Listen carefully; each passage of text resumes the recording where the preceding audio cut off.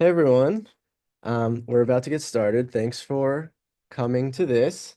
Um, my name is Steven. This is Billy. This is Helen. We're all part of the Temple University Coding Outreach Group. And so the goal for this sort of workshop series is to really provide an intro into coding. And with that said, we want this to be sort of like a very informal, feel free to ask questions. We're all going to run into problems when we're coding, so don't worry about it or don't stress too much. Helen and Billy and myself will be here to help you guys out and just make sure everyone's on the same page, running at the same speed. Another thing is, some of us may be coming from different coding backgrounds. Some of us may have some sort of coding experience, whether it's in class or online. Some of us maybe have never done coding before and are a little nervous or scared, and that's okay. Again, our goal is to really just provide an intro into coding, and today what we're going to be working on is R. Um, so to get things started, I'm just going to ask people to navigate to the Temple University Coding Outreach group to this link here. You can either copy this link or just like Google Temple University Coding Outreach Group GitHub, and it'll be the first link that pops up. And I can show you kind of what that looks like. You should go on a page that ends up looking like this. I'll give people a few seconds to get that set up.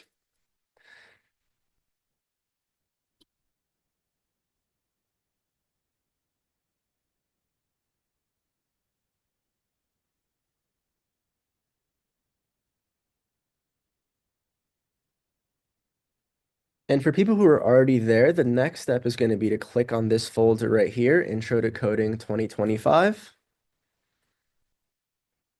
I'll give people another minute though, just in case they haven't gotten on this page yet.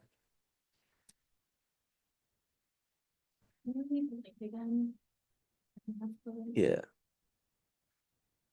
Yeah, please feel free to like put your hand up if you need some extra help, just because it's hard for us to know sort of where everyone's at. If everyone is there, I'm gonna go there myself. You're going to move to this R folder right here. And then we have this to-do list before the tutorial starts. So some people might already have R on their system. If they don't, please download it. Same thing for RStudio. The download link will depend on whether you have a Windows or a Mac. And then the last thing is to download the Intro to Coding 2025 folder. The way we can go to that is we just go back once, like where we were before, and you're going to see this big green code button, and you're just going to download the zip folder there. I'll give people some time to download the material because it might take a little bit of time. So all of us should be working in this section. And whenever you have all three of these sort of items completed, if you could just give a thumbs up just so we know how many people already have that, that would be great.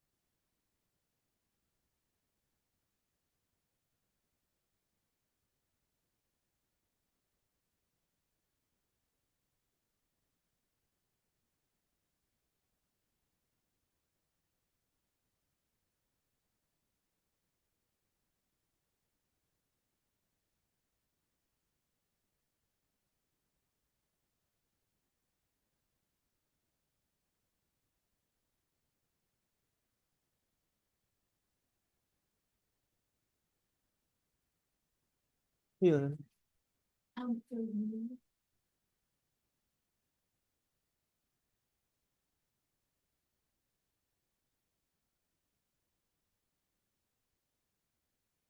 Yeah, does anyone need help? Is everyone sort of downloading the right materials? You need some help? Also, is Marco here? Marco, we talked the other day. So you downloaded the materials yesterday? Yeah. Okay, I just may ask you to download the code, the zip folder, Yeah. one more time, just because I updated it since Oh, we okay. just want, so that you have up-to-date materials. Everything else should be good though. Hello, yes. Where is it? Yes, perfect. So are you on this page that's on the screen right now? If you go, do you see where I'm on the screen? If you just go back one, you can go back one by clicking this one. This is like the main folder. It'll be right there. Yeah, that's the only tricky thing. It's just one step back. You got it? Perfect.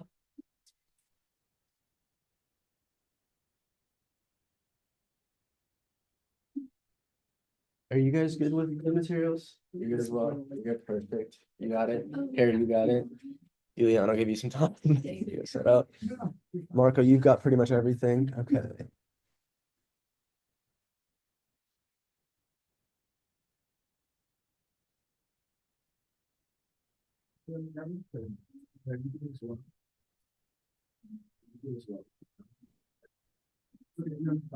And even that. Okay, so. No, so, Temple University coding outreach.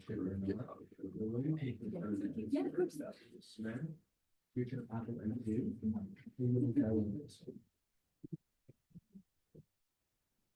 You guys do this well? Yes. Sorry? Yes, that's perfect. We'll give some people a few more minutes. For those who've already downloaded the zip folder, you can like unzip it and move it wherever you want. Like some people will put it on their desktop or whatever. Just make sure you unzip it and move that folder in a folder that you feel comfortable with, because that's where we're going to be working with for the purposes of the workshop. The one other thing we didn't mention was if you do need power or to charge it, we have limited, so there's not many, but there's a charging station right here and then one right back there too. There's also like some outlets on the wall, if like you can get your charger to reach that far, but you know, just something to keep in mind. Also, it's cool to see such a huge turnout. This is like our first time doing it in person, so we'll adjust as this goes on, but hopefully this is working for people. Give people like another minute and then we'll get started with the actual workshop.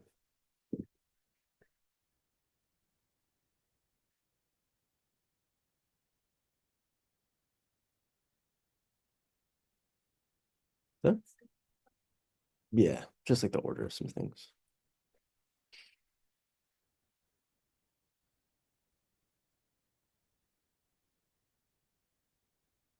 For those that do have the stuff downloaded, you can access the actual workshop by scrolling down to Notebook Viewer. You can just right click it and do open link in new tab. This is like the actual website that we've made. That will be what the workshop looks like. That we'll be going through it one at a time. It's just to like orient everyone to where we'll be.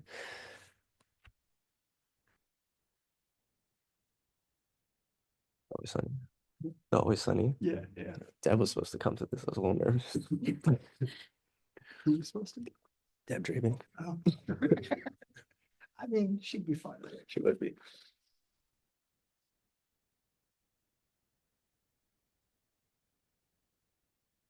Okay, does everyone have everything downloaded? It's okay if not. I just want to get like a quick pulse check before I move on. Everyone's got it. Does anyone not have it yet? So again, it's R Studio, and the Intro to Coding zip folder. Okay, so I think we're gonna get started with the workshop. Basically, I'm going to be kind of doing this live just like you guys are. And so I think the best way to do it is we're basically going to be following the instructions that we put on this like website. You're going to see like some coding chunks here. And all that you're really going to do is kind of like copy and paste this into R, but obviously I'll provide explanations on what we're doing and what the purposes of each code is. With that said, that means you'll be toggling between here, the notebook viewer thing that we have, and the actual R Studio, which is like the coding software that we'll be using. Does that make sense? I know it's tricky because everyone has one monitor. That's what, yeah. Yes, that's a great question. So it's the original TU link that you had open before. Are you on this page like for the R folder? If you just scroll down to the bottom, it's here in this notebook viewer link all the way at the bottom. You able to find it?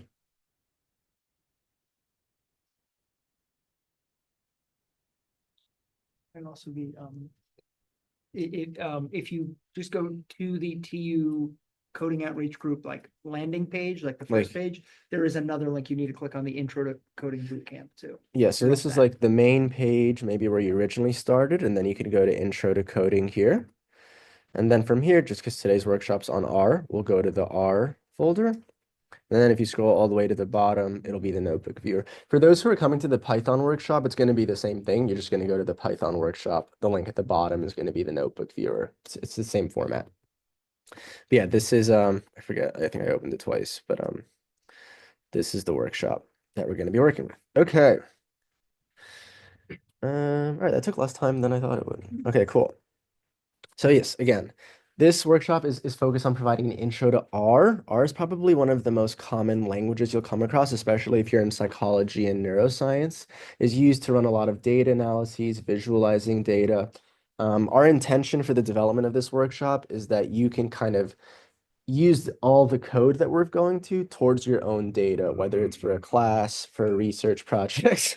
That's crazy. I had it together until you laughed. Yeah. Um, That's my fault. it's okay. But yes, our hope is that you can use the code here towards your own goals for whatever reason. And again, I'm going to be trying to find the balance between moving at an appropriate pace and not going too fast. With that said, if you have any questions, if a code isn't working or running, please say something, and Helen and Billy and myself will sort of try to help you out one-on-one. That's just the nature of coding. Like, you're going to run into issues, and that's okay. Let's just Definitely don't be shy. Yeah. Um, I'm Yeah. probably going to do something wrong, and then we'll figure it out. Yeah. So it's okay. Okay. So we've done the pre-workshop stuff. Again, our goal is that this is like a long-standing resource that you guys can use down the road, whether it's weeks or months from now. You'll always have that link available. So we've already done the pre-workshop materials. So now we're actually going to work in R. And I may lean on you guys to help me explain the best way to explain R and RStudio.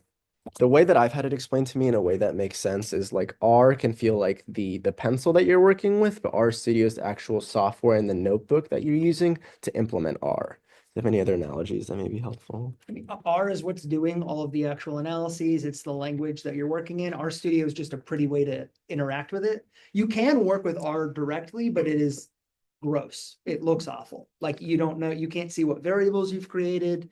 You can't see like file paths. You can't see like any of that stuff. It's just a terminal. If you've ever like seen a terminal before, RStudio like allows you to keep track of all that stuff, and it just simplifies a lot of things. I know. Yeah, that's great. Yes, in the house. Cool. So the first step, which you might have already guessed, is to open up RStudio. I'm going to do it too, just like you guys would. Yeah, thought it wasn't going to open.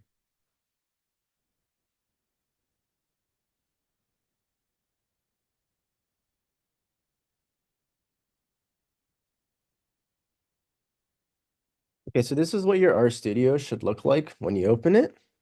And to get things started, we're going to open a certain type of script that's called an R Markdown script, and I'll talk about what that means once we actually have it open. Oh, I have to hold on, recording this via Zoom and have to make sure it's shared. Yeah, I think desktop one should work. Okay, cool. So this is what your RStudio should look like.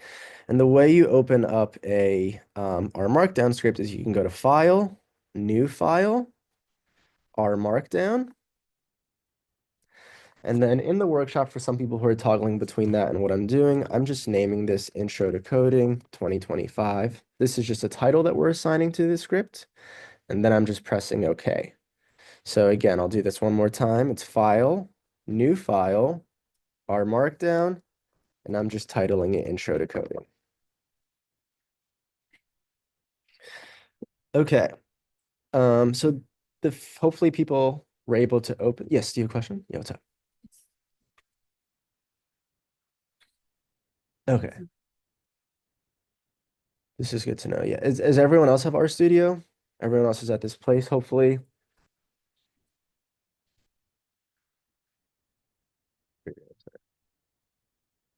For those who do have it open, we can just I'm going to highlight everything and just erase it. This is just the default text that appears. For the purposes of our workshop, we don't need that. So I'll do a quick Control Z, what was there before. I just highlighted everything and I'm going to delete that.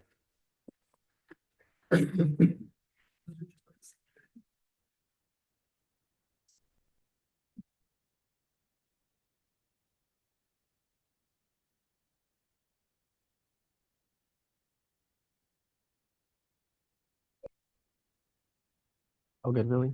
Yeah, yeah, Okay. she just had to add all the like initial packages. Mm, Yeah, if you get a message saying from R that like this package is required to do X, Y, or Z, at this stage, you could just click yes. It's not Okay. gonna like add anything um potentially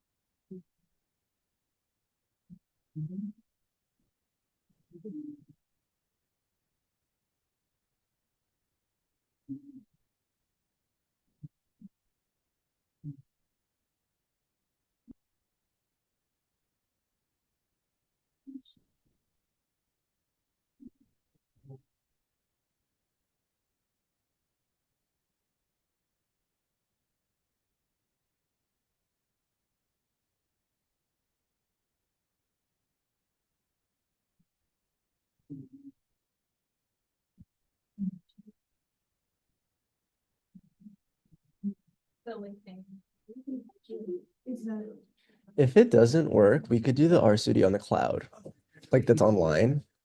Yeah, there's a free, like, you don't have to download anything. So maybe let's try that as a backup.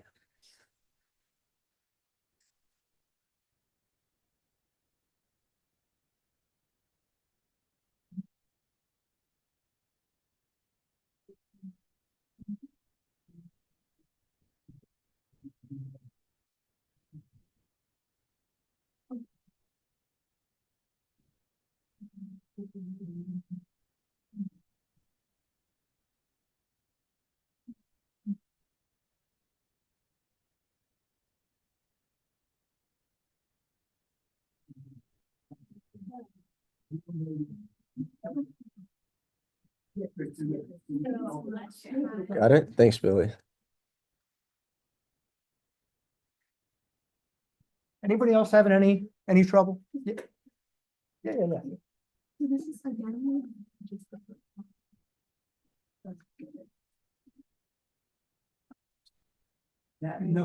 Believe it or not, that looks good. Like the fact that it's red, looks terrifying, but that's just, you can actually paint it. Ooh, paint profile.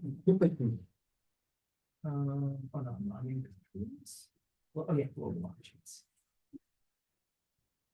You go to appearance. And you could try different themes and it would make that look less scary. Like, no, but everything. But everything that I could see looks good. But yeah, should be good. Anybody else?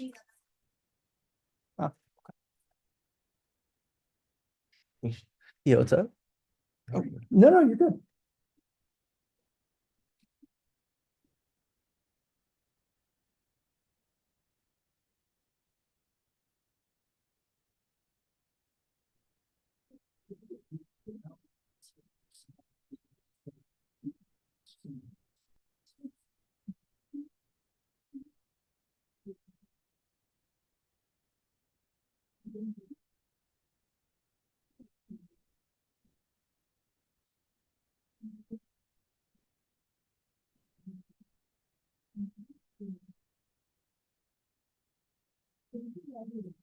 Good.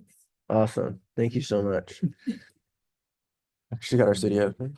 Yeah, I'll just do it one more time for people who just got downloaded. You just go to new file, R Markdown, and then I just typed intro to coding that as the title, and you just press OK, and that's pretty much where we're at. The only thing that I did before that you might not have seen is this is like the default text that appears, and I'm saying let's just erase all of this and start fresh. But make sure to leave that top portion. Oh, That- really? Like, yeah, because I think it won't read it if I'm not mistaken. Just the. Oh, sorry. Yeah, like what you have from lines 1 to 6. So- Oh, to leave that, yeah. So yeah, there, you can see the line numbers over here on the side, if it's like helpful at all, if you want to like tell somebody what you're looking at, you can like refer to the line number. So what you have to start from lines 1 to line 6. I think it's important to read, otherwise they won't understand what kind of a document. Yeah, that's a good point. Okay.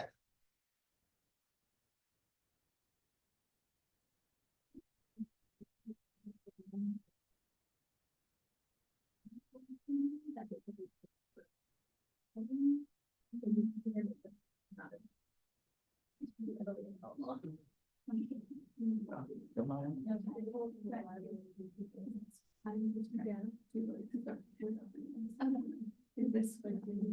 Yeah, so this is the, like the console, so if you were there's like text on the bottom of the screen, that's this. So if you try now to open a new file.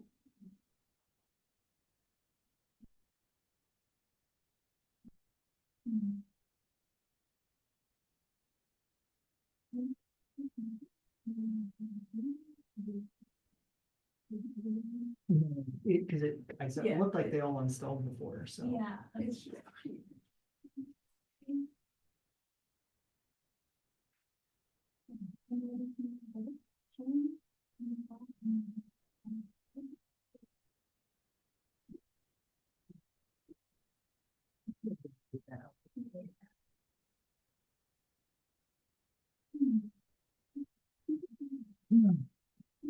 Is there an error? It's just not recognizing that the packages have been installed, it seems. Um,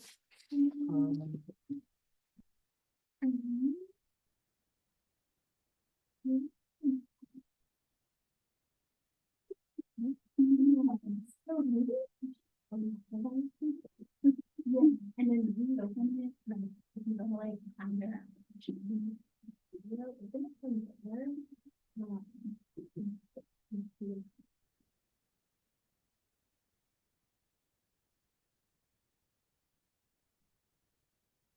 Yeah, I know some people have stuff downloaded, but this is how it goes with every coding workshop. It's just people's computers are all set up differently, so it can be a little tricky. Once we start doing the actual code, we're gonna try to stop a little bit less, and just keep things moving at a solid pace. Okay? It's okay. No, you're No, you're good.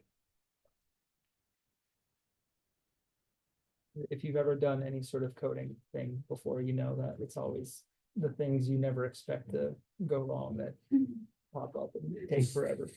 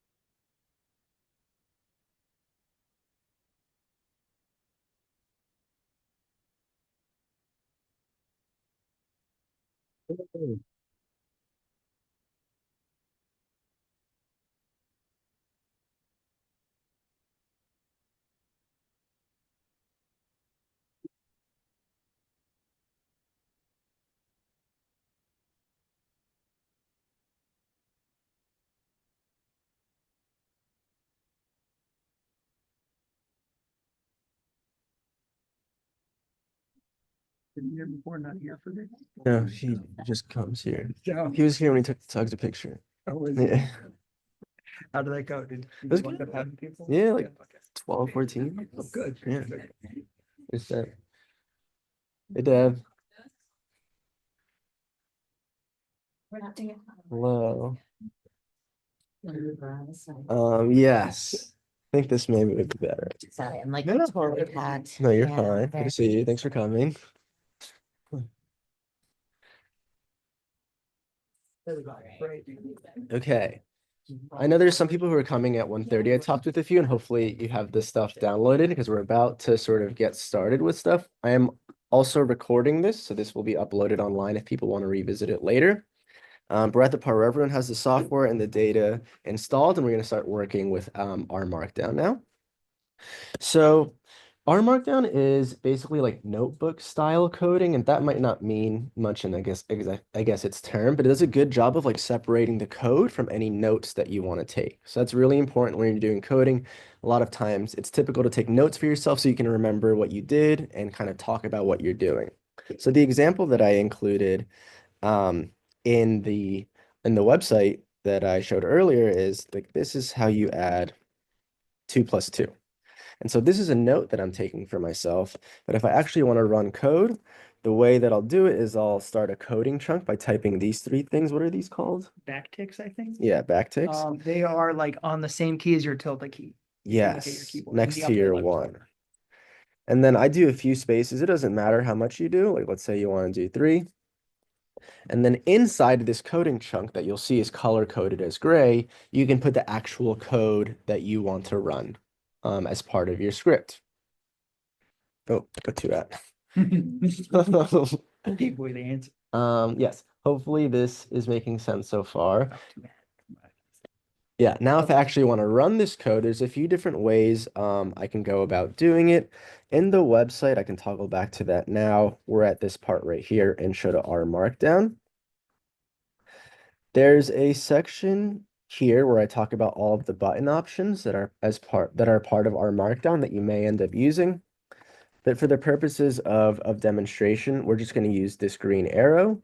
All that this green arrow does is run all the code that's inside this chunk that you'll see. So you'll see it would run 2 plus 2. You're going to see an output of 4, right? And that's just one line of code. If I wanted to run multiple lines, like let's say I wanted to do 4 plus 4, I didn't include this in the website, but for the illustrative purposes, if I wanted to run 4 plus 4, it's going to run 2 plus 2, and it's going to run 4 plus 4 because both lines of code are inside of that coding chunk. And it doesn't matter if they're right next to each other or like a few spaces down. R is treating each coding chunk as like one item. Hopefully that's making sense to people.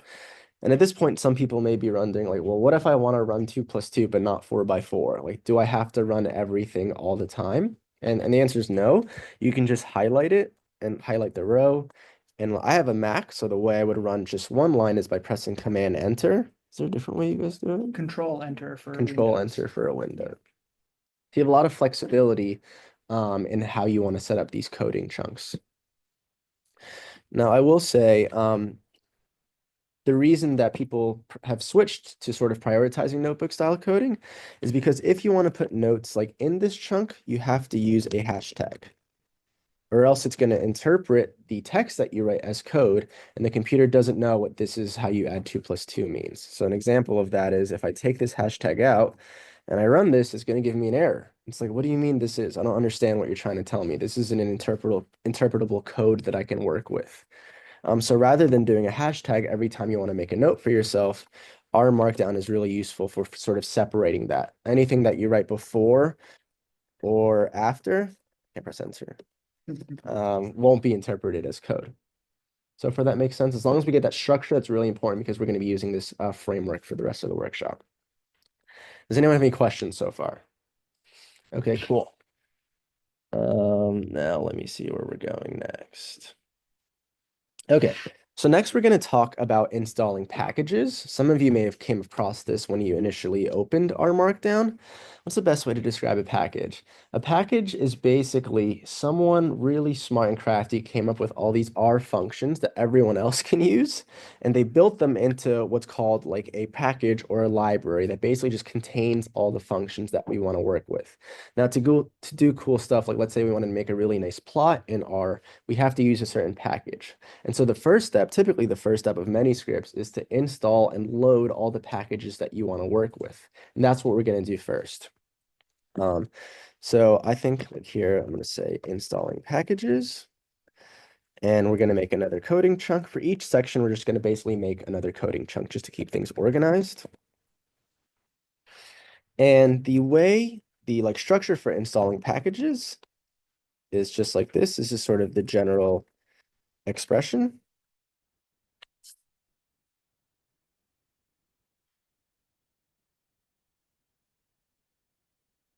But that's different from loading a package. Now I'm trying to think of the best way to do this. Maybe I can just do one example.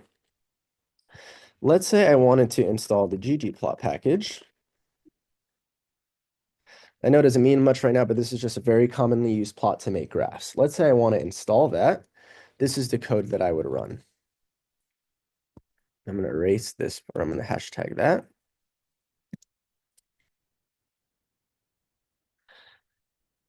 And you'll see it running down below. I guess one thing for people who haven't had any experience with coding, if you're getting this blue arrow, that means there's no error.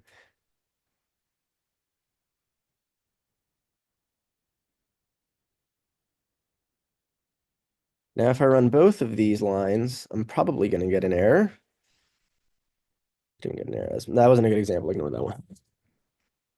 Yeah, I mean, in general, if you get a blue caret, it kind of suggests like R is ready to take a new command, but you might Yes. find errors within what had just ran. So like if you look like as Stephen had kind of shown, like right above that, you could see there's like an error there where it says It's just saying, what is package name? That doesn't exist. That's not like the name Yeah. of a real function, basically. Yeah. Okay. So hopefully that has worked for everyone. We just installed one package. And then the next thing, in order to actually use the package, we have to load it. And we're going to load it using a library command. Now, it could be a little confusing what the difference between like installing and loading a package is. Installing a package is just kind of what it sounds like. You're installing it in R on your computer. Once you install a package, you don't have to install it again in the future unless there's like a notable update to the package, but you will have to load it every time. So think of it as installing it once, then you're usually done, but you're gonna have to load it each time. I know it's a little confusing, but that's like the basic gist of it. Anything you guys want to add? I mean, you can kind of think of packages as like expansion packs on like a game or something like that, where it's like you might buy the base game and then maybe you buy the expansion pack once, but then later on you can kind of like play the expansion as needed, as you want to use. I don't know, add-on, whatever they have add-ons, I can't. The only analogy I have. Um, Yeah. okay. So next we're going to load the ggplot package in R. So as you can see, I made a new chunk. I'm calling it loading packages. In order to load a package, we do the library command. And then it's the same name that we used here, but it's without quotes. So that's one difference. When you're installing packages, you're using quotes. When you're loading them, you're not using quotes. And there's not really a good reason. It just Yeah. kind of is that way, which is unfortunate. A lot of these things, because R is open source, it's just random people who are passionate about making things, making them. And so there will occasionally be inconsistencies with how you use one package versus another, and you just kind of have to learn those like idiosyncrasies as you go along. They are getting much better though. Cool, and then you can just run that, and it should work. Again, if you get that blue caret, that means you're in good shape. If you have an error, please let us know.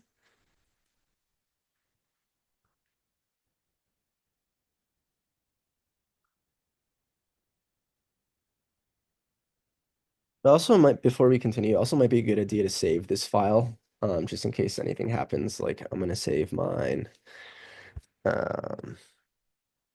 Where is this? I think I did intro to coding. Do R, and I'm going to call it intro to R.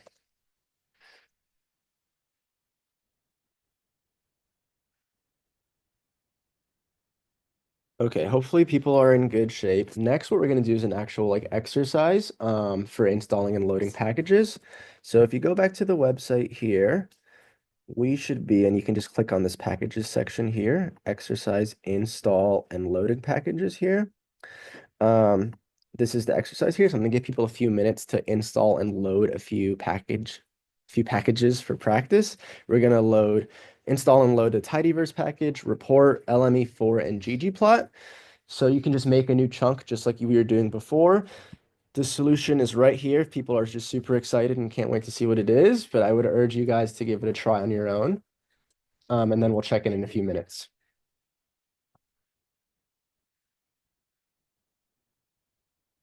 Hello. No problem. No, we did it just when it started. I can help you find. Yeah, could you help her?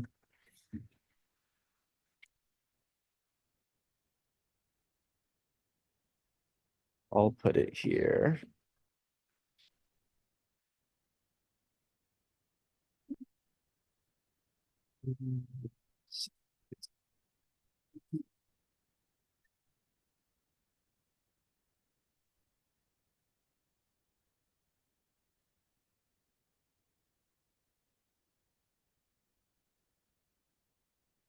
It's bigger.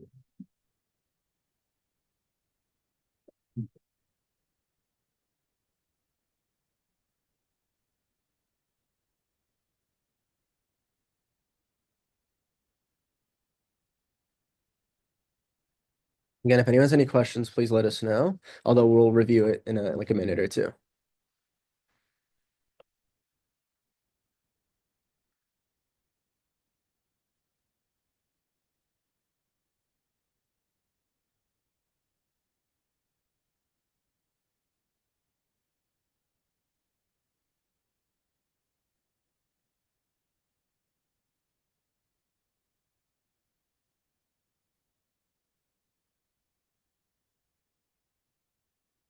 Also, I'm realizing some people may be getting a weird message when you're installing ggplot. That's because you've already installed it.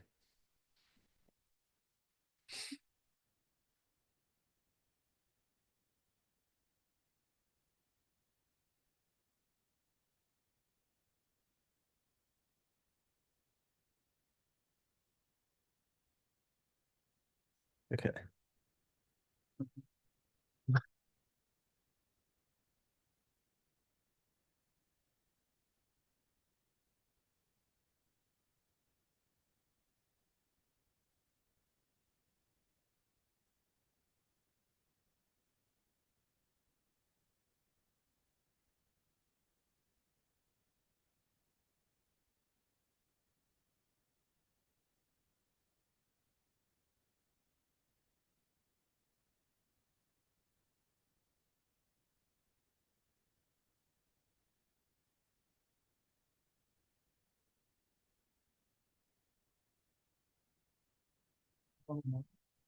Well, Have them do multi-level models, LME4. I don't know. No, don't you need it for the LM function? Oh, I didn't know that. I thought you could just do LM without it. Thanks. I thought you needed it. I could be Oh, wrong. I might be wrong too. I just don't want to risk it.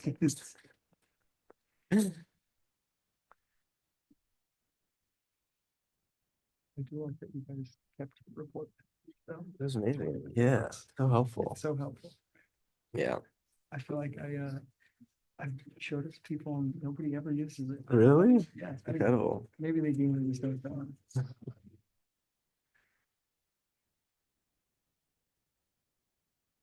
Is there anybody else having any trouble?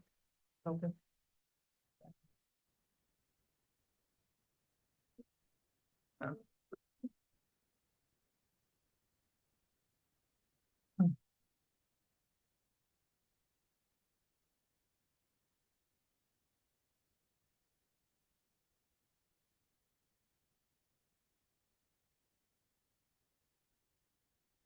Okay, I know some people are still working through it, but let's see if we can sort of figure out the code that would be necessary for this exercise.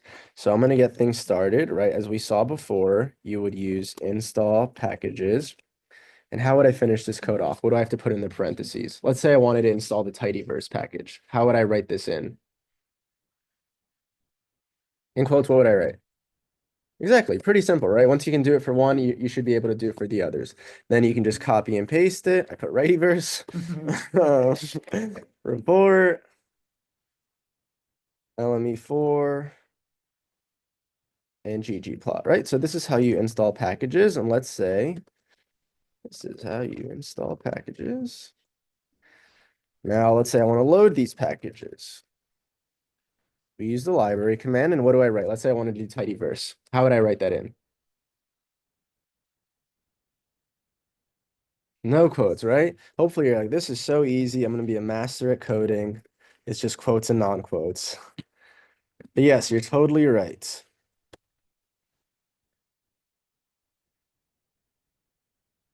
So I already have these packages installed, so I'm just going to load them in here. Hopefully everyone's able to get this part. And next we're going to start working with the data. Just going to give people one more minute, then I'll switch to the data part.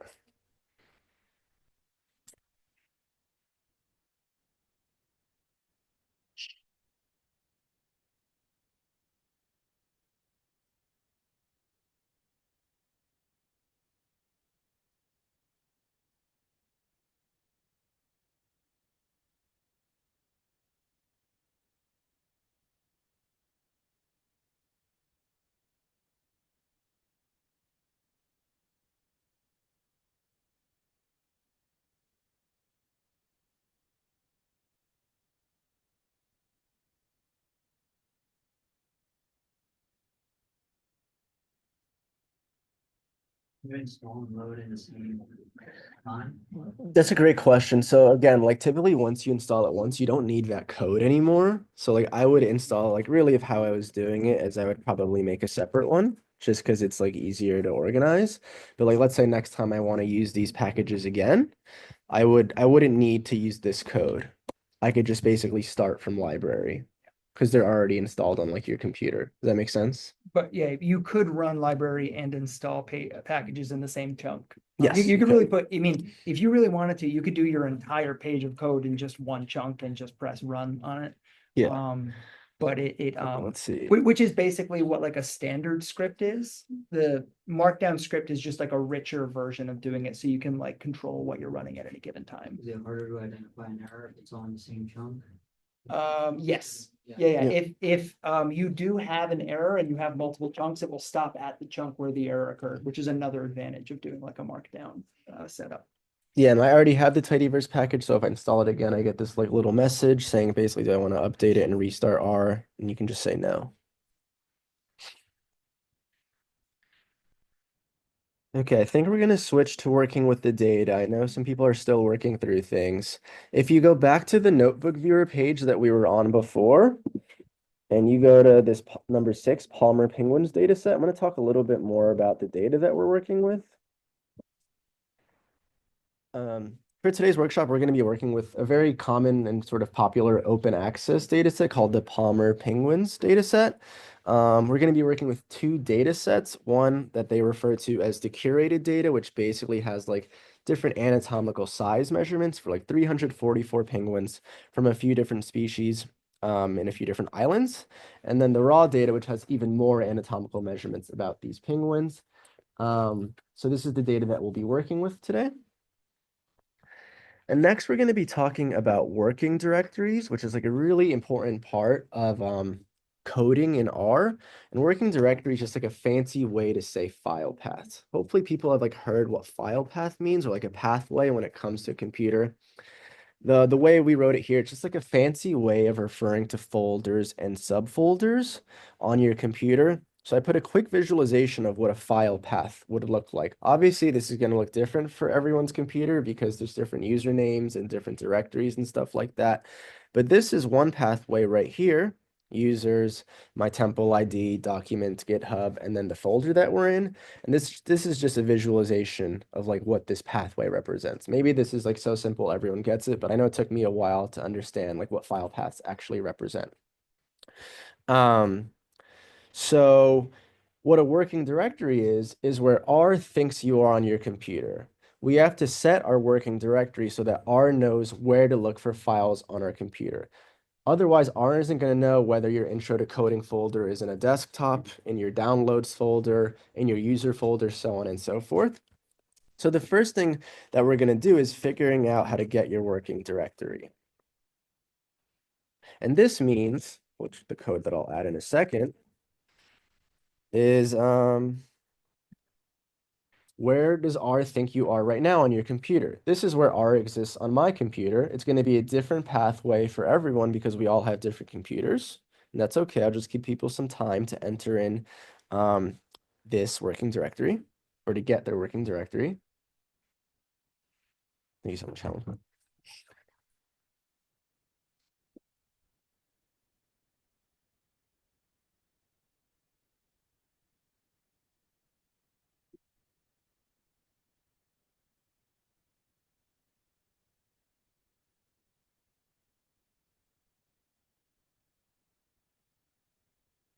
Hopefully people are able to run this get wd command because next, this is where R currently exists on your computer. But in order to work with the data that we want to work with, we have to set our working directory. In other words, we have to tell R, look for the folder, the intro to coding folder, look for where the intro to coding 2025 folder exists on my computer. And it exists wherever you save that. It could be in your desktop, could be in your downloads. So next, I'm going to say set your working directory. This is also a very tricky part of coding, so it's okay if we dedicate a little bit more time to this. Setting your working directory will look different on Windows compared to a Mac. That's a little bit annoying, so I'm going to include 2 examples of what that looks like here. We're going to, typically on a Windows, they'll look like this.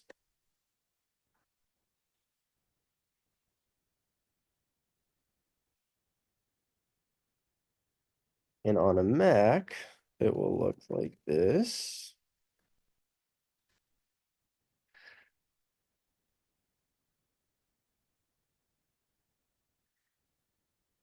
And so and we're assigning it to an object called path. I haven't talked about assigning objects yet, but I think I'll clarify that a little bit more when we're actually setting our working directory. But now what we have to do is fill in the blank, fill in whatever's in this quote with the pathway in the quotes, with the pathways of where our intro to coding folder is.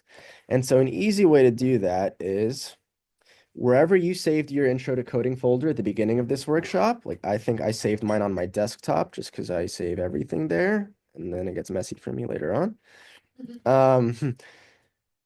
Where we need to go is to the intro to coding folder and then go to the data folder. And this is where the data sets exist that we'll work with. The Palmer Penguins .csv and the Palmer Penguins _raw. So there's 2 ways you can kind of extract the pathway rather than like having to memorize the folders that you've traversed. An easy way is right-clicking it and then holding the option button if you have a Mac, and you can just copy the Palmer Penguins as the file name. Another way to do it is right-clicking, going to get info, and just copying this where one here and pasting it there, and then you can just copy and paste this. So you just want to basically make sure you get the file pathway. I think I'm going through this a little fast. And then I'm just going to update it here in between the quotes. I think if you're on a Windows, get info would be the same as like right-clicking and clicking properties. Yes. Okay. Yes. Yeah. Thanks, Billy. Yeah. No. Another thing that is really nice about R too, if you don't want to go to the file, you could just like put your cursor at the end and like do the tab thing. I don't know You how to want to do show? that. Oh, Billy, clock yeah, it. yeah. So, if I like had no idea where I was going, but I was like, I could probably just like search it out. So you start off here, you could just hit tab on your keyboard And then you would see where all the folders currently available in that working Oh, directory. nice. And then you could do like users and then hit tab again, and you could just like keep doing this until you eventually get to wherever the thing is. So that's like another No, like they're very super useful helpful. thing. I've used a lot. And again, I know I had two paths before, one for Windows, one for Mac, but you should only have one just based on whatever system you have.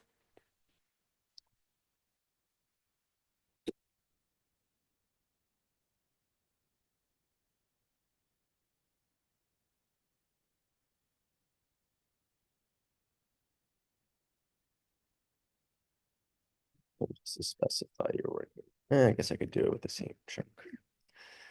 Once you have your path sort of defined, the next thing we're going to do is actually set the working directory.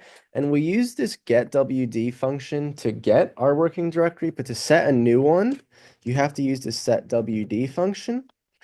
And we're going to use it with the object called path that we created before. So another way to think like what this setWD under parentheses path represents for people, just getting into coding, this is essentially the same thing as doing this. Again, we're storing this information by using this arrow. We're storing it in this object called path.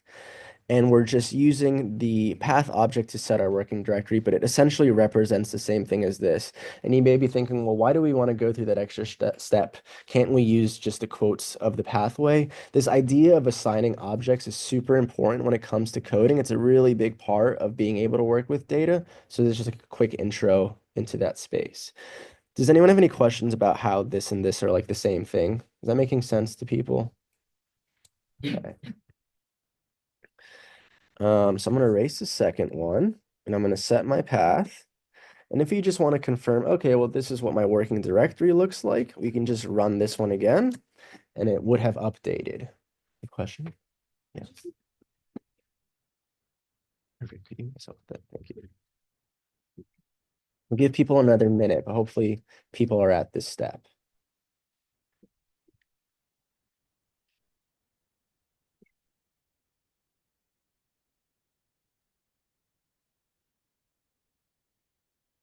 Anybody else having any trouble with anything?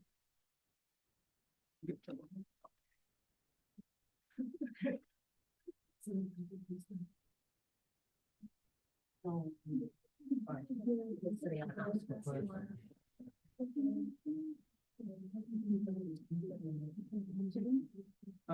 yeah. No, it's our markdown has a little bit trouble sometimes changing working directory. So effectively what will happen is if you set your working directory inside of a chunk, that doesn't mean that that working directory will always carry forward to another chunk.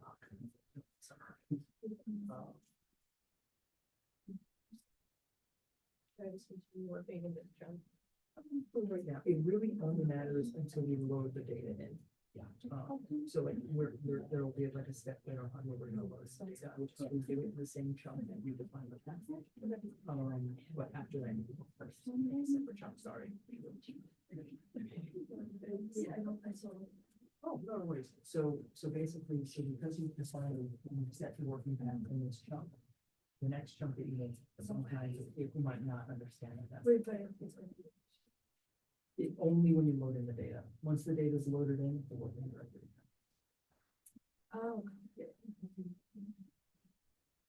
Okay, so next we're going to talk about actually loading in the data that we want to work with into R. For those following along here, I'm in this loading data section. There's lots of different ways to load data into R, and it will depend on whether your file is a text file, a CSV, HTML, JSON. There's like obviously a bunch of different types of files, but we're going to be working with an Excel CSV sort of spreadsheet. And so we're going to use this read.csv command. So I'm just going to copy and paste this chunk over here into our code. Load data into R and make a new chunk. And we are using the read.csv function. We're defining the file. And I'm just loading it. I'm assigning it into an object called penguins. And I'll run that here.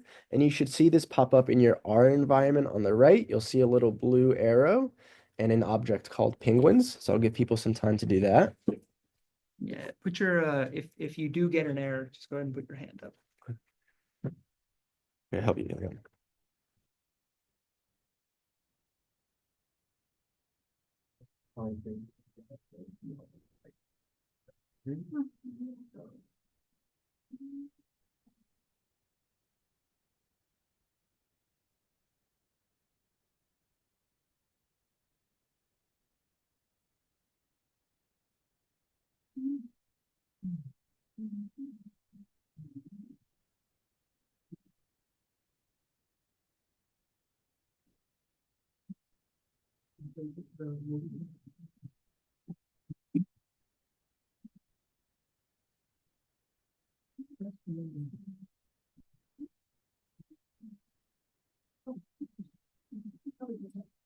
So you got the working directory, and now you just have to like, well, you have to set, where the data actually is. That's what I'm trying to.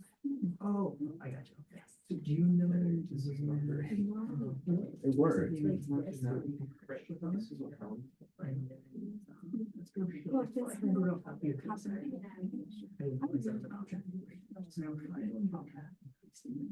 This is something that's very.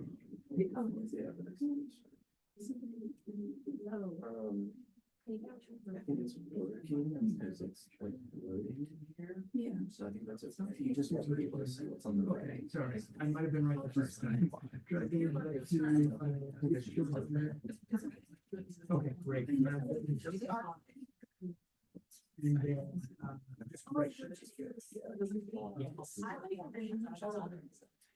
that's right, well, so you're gonna copy the path to the CSV file, so right, that's on that. Get info. Does anyone else have any questions? Everyone, okay.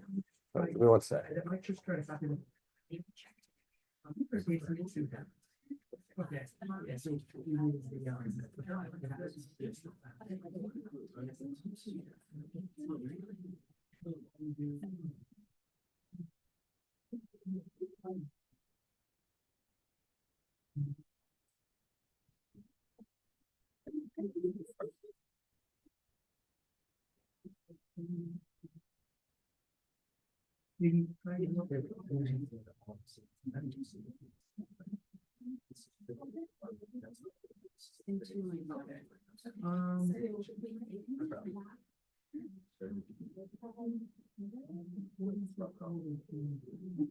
Anyone else have any questions? Yes, it's up. Oh, sorry. Yeah.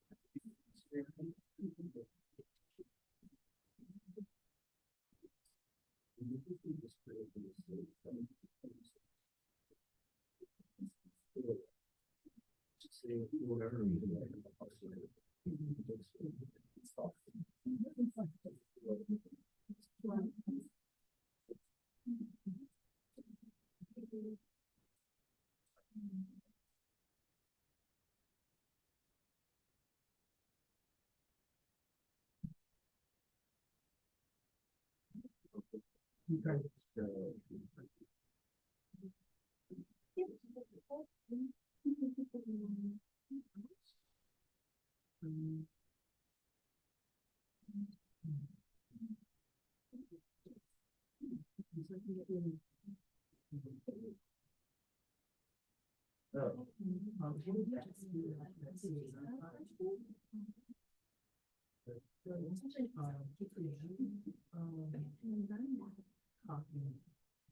It's giving an error because Farmer has trouble sometimes basically carrying the working directory throughout different chunks, but if you run it all at the same time, the data's there. So this is another copy of screens for right now. This workshop needs to be done.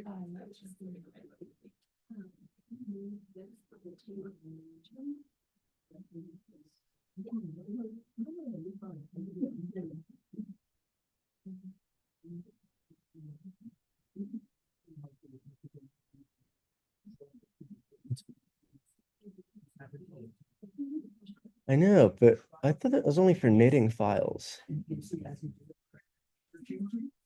Okay.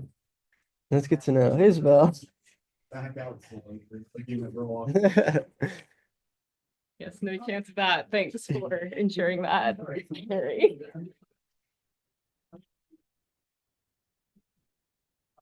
Isabel, how much legal tender are we talking if I go up against, If you somehow manage to get Matt Stone to challenge you to a hot dog eating competition, I don't like that. I would donate $100. What about Big Macs? Big Macs. See, Big Macs aren't as funny as hot dogs. That's so true, but I hate hot. How come I didn't get that error though? I don't get that error. We can talk about what Okay, okay. genre of food would be allowed. And then if What about, you load like this. hot dogs, but not hot dogs, so just sausage. Oh, Your it's Wait, a computer's lot of professional. people. Yeah. Sorry, what's up? Good question. Yes, where they like Yeah. put the water and they just like. Yeah, if you just don't get that I can satisfying. barely eat halal in one sitting. I don't think I could eat that. I'm saying that it would be the struggle, like, man versus man, I guess. I think I would Versus do like, nature. I think I either grow or die. I feel like those are the only two. So now, if you go back to that file, like you were there. What is the money going? Just monetizing my favorite hobby. And it's the subject that the images have been talking about. She said, don't, and I was like, what is she doing? To me. Donate to the Harry Foundation. To not having to live with money. Just for one day, though. Those calories would carry you for the rest of your life. Depending on how many. We're gonna go back over the first 50 again. I feel like No, there's a way to fix it. it's crazy how it doesn't just get like 20 pounds every time you don't. Well, it's weird, right? Because it's like a muscle. Yeah. That's so weird that your computer. Of course, yeah, right. Of course it's mine, yeah. I wonder if he also doesn't like. All right, guys, so we're gonna keep going. Next, we're gonna start like actually viewing the data. Hopefully by this part, people have got it figured out. But if you go to, you can either see the data by just clicking on the right. You'll see it says penguins, 344 observations. Observations is a fancy way to say rows, and variables, 9 is a fancy way to say columns. So if you click it, it'll open, you'll see what the penguins data set looks like. There's going to be 9 columns, and if you scroll all the way down, there's going to be 344 rows. Now, some people prefer to just click it just because it's easier to click it, but you can also view the data using commands in R. And so that's what we're going to do next. To open it up just like you did before, you're just going to type in view with a capital V and the name of the data frame, which is what we loaded into R, called penguins. If you run that, it'll just populate the data frame just like you did if you would have clicked it. So some people may be like, why would I write it down when I can just click it? And that's totally fair. If you just want to print the first few rows of all the columns, you would use this head argument, and it'll print it right there below. There's a few different ways you can start visualizing the data. Give people some time to work through that.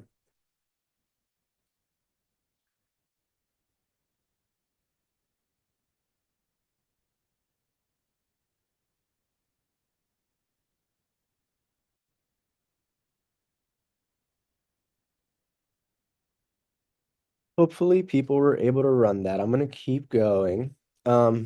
Next, what we're going to do is sort of acknowledge that different sort of columns represent different data types in R. And all that's a fancy way of saying is that, as you can see, the species column is a text. We have some numbers that can be treated as continuous numbers. We have some factors like sex, like male or female. And then we also have text like species that are technically text, but can be grouped into factors to make 3 different types of penguins. So understanding different data types in R is super important. And we wrote some notes here. So next, what we're going to do is use this glimpse command to give us a better idea of the different data types in our data set. You can just copy and paste the code right here. And I'm going to move back to R now. Make a new chunk call data types in R.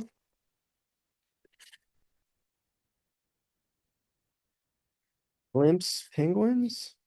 This glimpse function is from the tidyverse library. And you should get this output. I'll give people some time to go through that.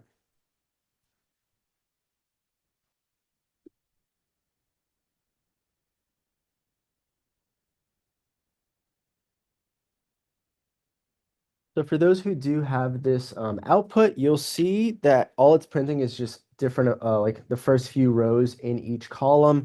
We have sample number, column, species, island, bill length, bill depth, flipper length, body mass, sex, and year for each penguin that we are observing.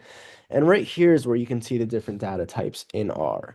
You'll see INT for integers, CHR for character, DBL, which means double. It's often used to represent like numeric values. There's one more. There's no factor loading here, but that's okay. So understanding these different data types are important for learning how to work with the data.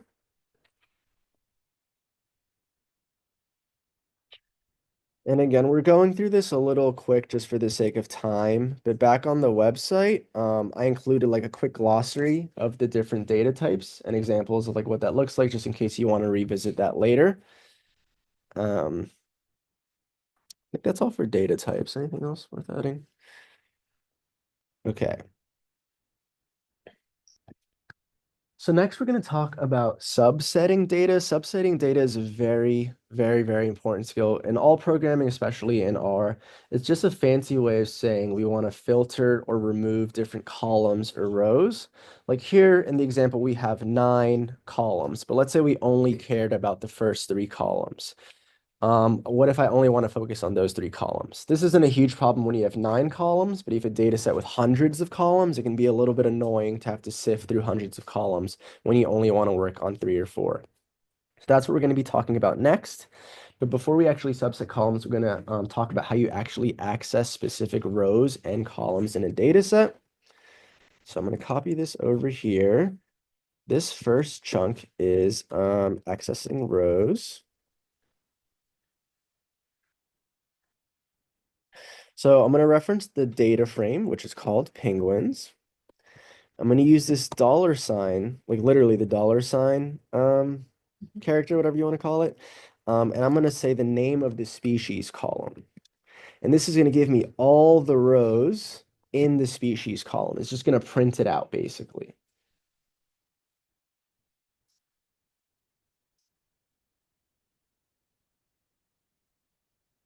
And it's printing it out in order, right? Like if you just wanted a quick visual confirmation, although I know it's not a lot, you'll see the first few are Adelie or Adelaide, however you pronounce that. And then you'll see chin straps all the way at the bottom. And the way that this sort of printing is organized, it's not vertically, it's horizontally. So this would be 1, 2, 3, 4, 5, so on, 10, 11, 12, so on, 19, 20, 21. Hopefully people were able to print that. But what if we wanted to print the like second row in the species column, like printing them? Sorry, what's up? Steven, is it the raw file or the not? The non-raw. Yeah. Yeah. Yeah, I guess that doesn't make sense. But what if we wanted to access the second row in the species column? Rather than having sift through it numerically, we can do this same thing, but we're going to use a bracket and do 2.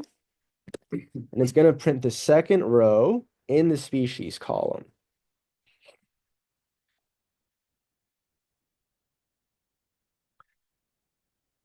And again, we know that this is correct because we can visually open up the data frame, see that the second one says Adelie.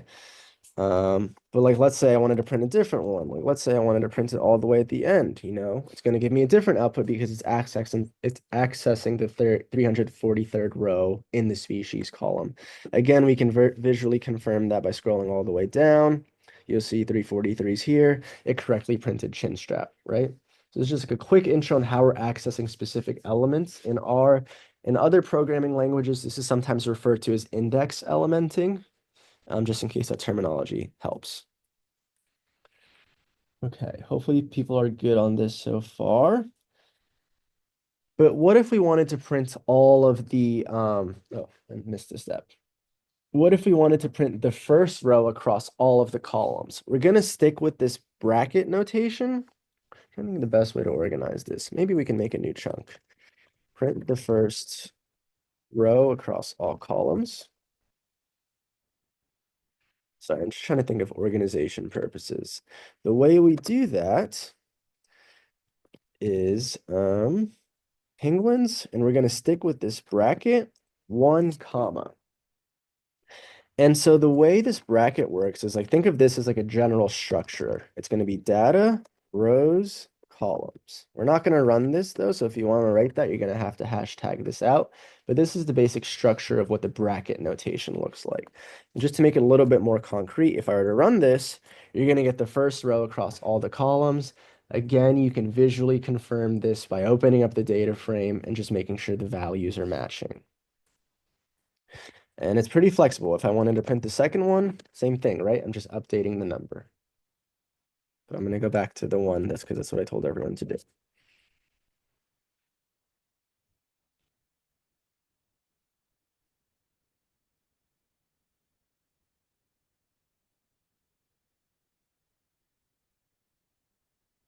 anyone have any questions on this? Hopefully so far so good. It's okay if you have questions. Bracket notation's a little tricky. Now if I wanted to, this is printing all of the row. This is printing the first row across all the columns, but what if I wanted to print all the rows in a specific column? We're going to stick with bracket notation, but the order is a little different.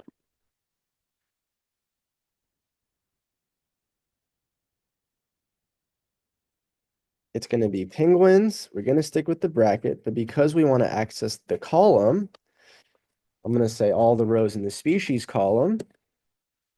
It's going to print all the rows in the second column. Sorry, that's important. I actually don't think I addressed that yet. But it's assigning sort of these numerical indices to the order of the columns, right? So species is the second column, so it gets a number 2. If I wanted to print the sample number, I'd have to use 1, right? 3, 4, 5, and so on. Is that making sense to people?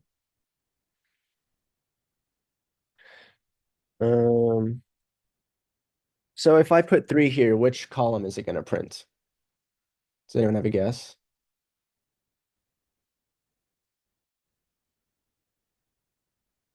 Yeah, what's that? Exactly. It's because it's the third column in the data frame. You're totally right. It's going to print the island column.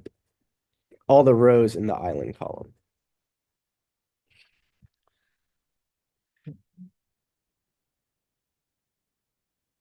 And one more way to use rows and columns together is if I did this, penguins, 1, 2. Can anyone guess what this would print? Again, this is the general structure of the expression that we're using. Not gonna answer that. It's gonna print the first row in the second column, which is the species column, and this is Adelai. You can confirm that that's true again by just going. This is the first one in the second column. If I change this to 343, it's gonna come out as chin strap, right? Because chin strap's all the way at the bottom. I'm funny if I was wrong. But it came out. So this is like a sort of introductory way to accessing elements. But you can imagine that using numbers all the time to get rows and columns is going to be a little annoying and confusing, and that's true. So there's a way to use column names and like row names, and that's what we're going to talk about next. Okay. So just so that we're on the page in the notebook viewer, we're going to be in this section, subsetting rows, section 9.3. And I'm just going to, I think just because now the coding is going to be a little bit more sort of complicated, I'm just going to copy and paste it and walk through what the code is doing before I actually run it. Although again, all the notes of what's happening is on the web page. If we go here, copy this, I'm going to make a new chunk called subsetting rows.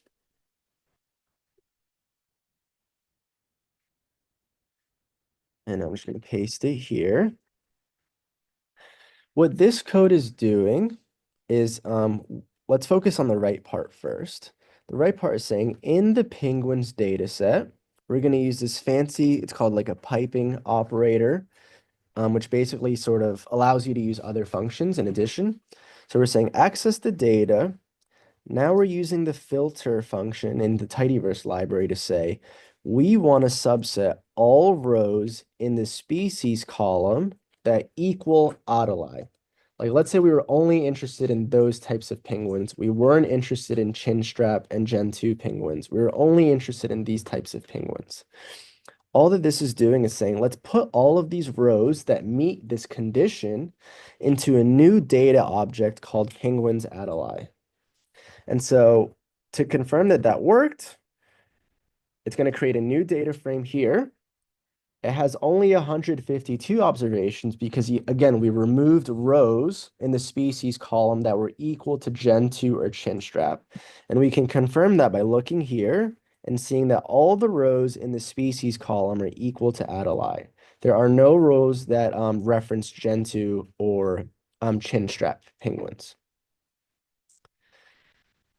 So this idea of subsetting is really, really important. Is this part making sense to people? Do people have any questions about this? Is this just so simple everyone gets it?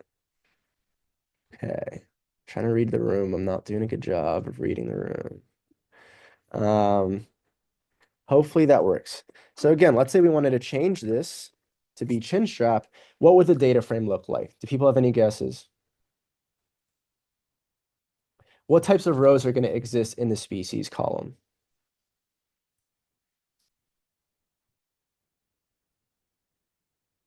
Are the rows going to have all of the penguins? Are they going to only have one type of penguin? Exactly, just the chinstrap types of penguins. And even though I'm overwriting it, now only 68 rows because, again, we changed the condition. Now there's only chinstrap in the rows.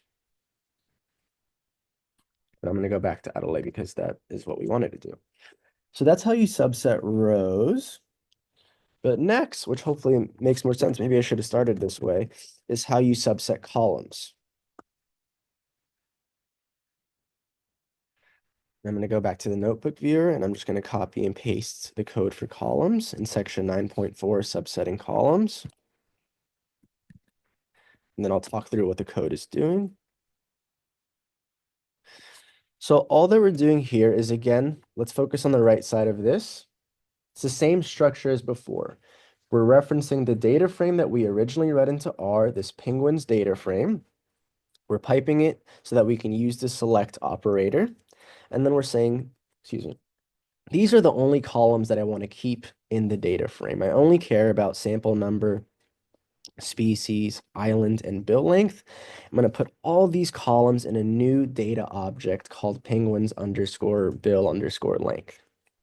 And if we run that, we can confirm it worked because a new data object appears here. And there's only 4 variables, which means only 4 columns exist in this data frame. We open it up, and it seems like it only kept the 4 columns that we told it we wanted to keep. Yes. We could use the same filter function. That's a good question. I think it's just different functions for accessing rows, like conditionally accessing rows versus accessing columns. Yes. Yeah. Yes. Yes. There's also, just so people know, there's 100 different ways to do what we're doing right now. This is just one of the most commonly used approach from like the tidyverse world that a lot of people like to use. But yeah, it's a great question. Again, because like what I mentioned earlier, where like a lot of these functions are just random individuals who've made them. Mhm. There's going to be some redundant. There's like another, you could just use like a subset function because somebody else made that, even though it's kind of redundant with this. And like Stephen was saying, there's like 100 different ways to do anything because of that. So this is a good segue into what she just asked, because now we're going to subset stuff on multiple conditions. Multiple conditions means here, like for this example, we're only saying we wanted species from the Adelais, but what if we were also interested in penguins that existed like from the Adelais species and that existed on a certain island? We have to tweak this code a little bit in order to get that done. And let me go back to the notebook viewer. We're going to be right here, subsetting based on multiple conditions. Should I copy and paste this code?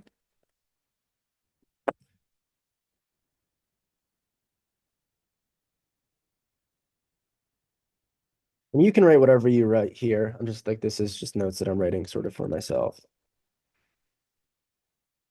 So I'm copying and pasting the code from that section. And again, let's focus on the right side before the left. We're accessing the penguins data frame. Hopefully that part's making sense. We're saying we want all rows that are equal to Audelae in the species column and, sorry, that are equal to Audelae, or this is an or operator, it's just a straight line, or that are equal to Gentoo. So this data frame will produce this new data frame, penguins underscore Audelae underscore Gentoo, will only include rows where species is equal to Audelae or Gentoo. In other words, it's going to remove all rows that are equal to Chinstrap. And if we run this, we can confirm there's nothing with Chinstrap. But again, we could change this and it would remove all rows that are equal to Gentoo. So this is one way to subset based on multiple conditions. Another way to do it is using an AND argument. Again, I'm just right below and subsetting based on multiple conditions, right below what we just did. So the most notable change between the code that we just ran and what we're running now is here we're using an OR operator. If you let me write this down for people. AND operator. The AND operator is the typical, what is it called? Ampersand? Yep. All that we're doing here, again, let's focus on the right, is saying from the penguins data set, let's take all rows that are equal to Audelae in the species column and that are equal to Bisco in the island column. So now you see there's a little bit of flexibility. We don't have to work with just one column. We can access multiple columns with multiple conditions. And if you run that, where am I here? You'll see the rows are only equal to Audelae in the species column and Bisco in the island column.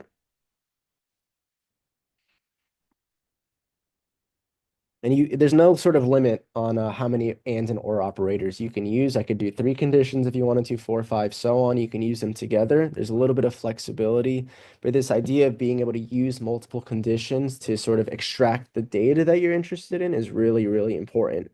And hopefully this is like a good way to go about it.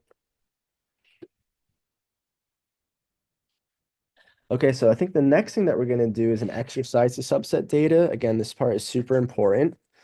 So I'll make a little chunk in R. Here it's section 9.6, exercise subsetting data. The objective is just create a new data frame called penguin chinstrap and subset all rows in the species column that represent penguins from the chinstrap species. Again, not hiding it, the solution's right there, but I definitely recommend giving it a try on your own just to make sure things are clicking.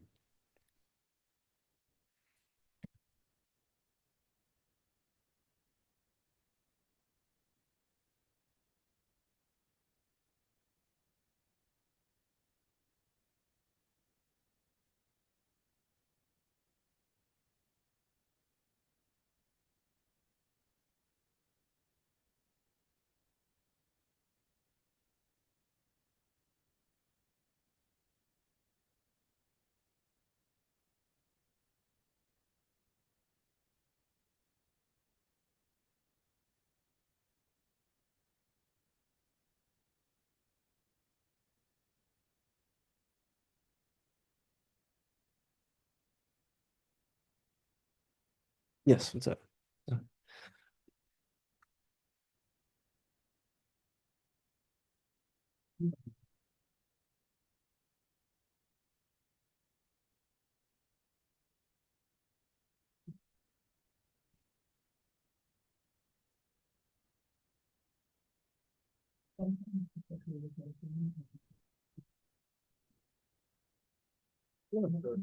Yeah, it's okay.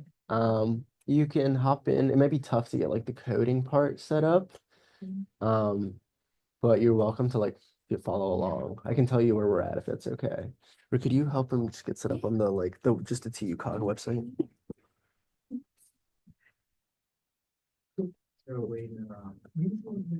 I'm sorry. Usually we get it printed out. If you don't do that, what you can also do is just write the name of that variable, or you can like write in that same out, or input it.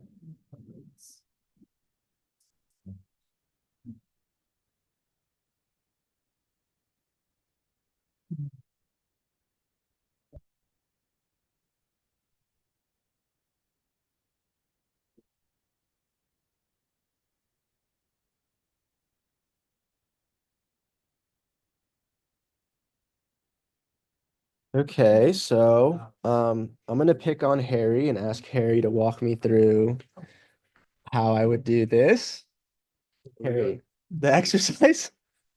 Harry, I counted on you and come on. I'm like so clumsy. I felt so good about it. I wanna let you know. Okay, so I'm gonna walk you guys through the answer for this exercise. Let's say you wanted to create a new data frame, call it penguin chin strap, and subset all the rows in the species column that represent penguins from the chin strap species. The first thing that we have to do is make the new data frame that we're assigning these like rows and conditions to. We're calling it penguin. I think I said penguin chin strap. This assignment like operator, and we're referencing the existing data. And we're using the filter function just like we did before. People are probably recognizing all I had to do was change Adelaide to chin strap. And you're right, this is it. This is how you make a new data frame that only has rows that equal chin strap in the species column. Hopefully that's just coming across straightforward, maybe a little redundant. That's okay. As long as you guys are getting this point, that's super important. I'm going to move along just for the sake of time. Next, we're going to be talking about missing data in R. This is really important. Let me just copy it first. I think what I wrote is, yeah, what if we wanted to see which rows had missing data? In research, this happens, all the time. Let's say a participant skipped a question, the computer crashed out. You're just missing data for whatever reason. You want to be able to identify missing data so that you can remove it from your data set. Make a new chunk called missing data.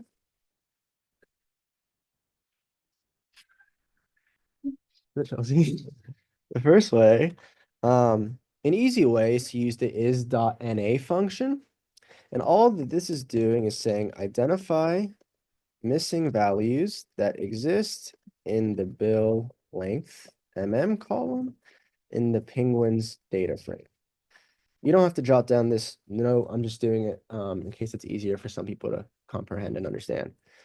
So if I run this command, yuck, we get all of these true and false values. And what these true and false values represent is just basically whether the condition was met. Is.na is saying, is there a missing value in the row that you're providing within that column? So if we look at the bill length column, I'm going to open it up here. Sorry, I have a lot of data frames here. If we open the data frame and look at the bill length column right here, it's giving false because there's no missing data here. You can see there's a number there, right? So if you keep going to the right here, this one's false, this one's false, this one's false. The fourth one is true. That's because the fourth row in this column has a missing value. Is that making sense? It's just going on through each of these rows. You'll see that there's a few more true values. This is the 272nd column because again, this starts 271, 272, so on and so forth. This is a quick way to identify missing values, but you'll probably quickly see that this doesn't feel efficient. If I have to look through 300 true and false values, there's probably a better way to do things. And there is, and that's what we're going to talk about next. Okay, I guess I should just do this on my laptop. If you move to the next section, and copy this over. Again, we're using the pipe operator that we have been using before for the filter function, except now we're using this drop NA function. And what the drop NA function is doing is remove any rows that have a missing value in any column. That's what we're doing. Remove any rows that have a missing value in any column. And so let's pay attention to how many rows currently exist in the penguins data frame. I know they're all named penguins. I probably shouldn't have done that in hindsight. But you'll see penguins, the one that we originally worked with has 344 rows, right? Now, if we run this code, this one has 333. It removed 10 rows that had a missing value in any column. That's just the big takeaway. Your C had less observations because we removed some rows in the data set. But some people, or sometimes, it may come up that you don't want to remove rows that have a missing value in any column. You want to remove rows that have a missing value in one specific column or two specific columns, because you might otherwise be throwing out data that you'd normally want to keep. And so the way to do that is, let me just write it here. For people copying from here, it's just the one right below it.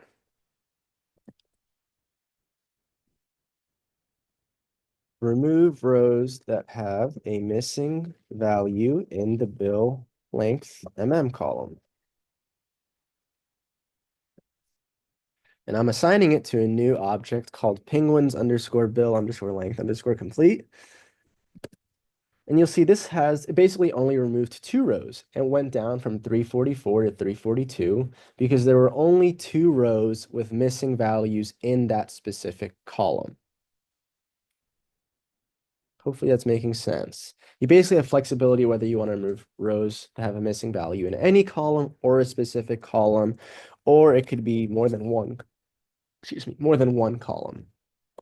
But I'm not going to run that for now.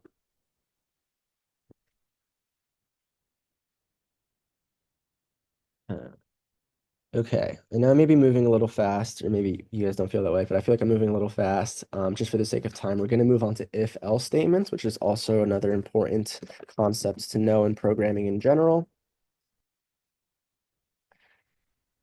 Okay.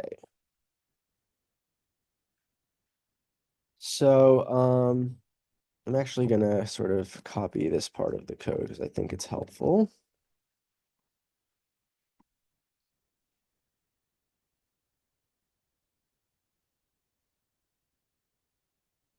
So if-else statements are like a really powerful, I think what I wrote is a control flow sort of technique in programming in general. It's not specific to R. You'll find it in any programming language.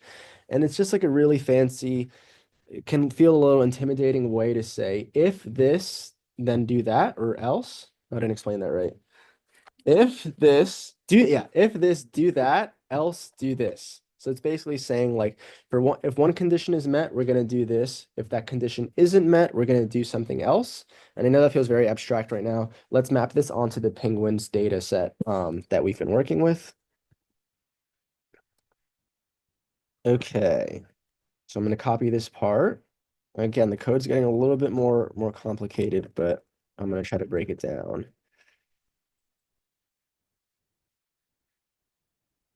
You don't have to run this part. R is not going to be able to interpret it because we're not really telling it to do anything. So you'll see you'll get an error if you try running that. That's just why I'm putting this next part in a separate chunk.